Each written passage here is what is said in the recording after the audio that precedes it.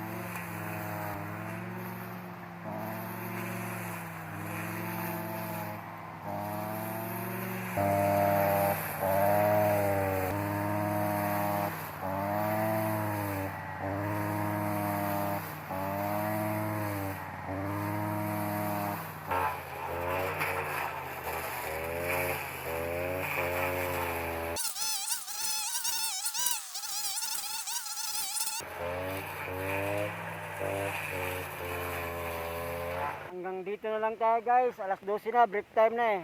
Ito lang natapos natin guys. Mula nung alas 8 hanggang alas 12. Ito yung natapos natin. Kunti-kunti na lang. Ito yung gamit natin blade. Maraming bato pero tingnan mo naman ang tibay ng blade oh. Diba? Kaya kung gusto nyo bumili ng ganitong blade, nandyan lang sa aking yellow basket. Ito lang yung damage nyo. Daming bato dito. Okay? Thank you.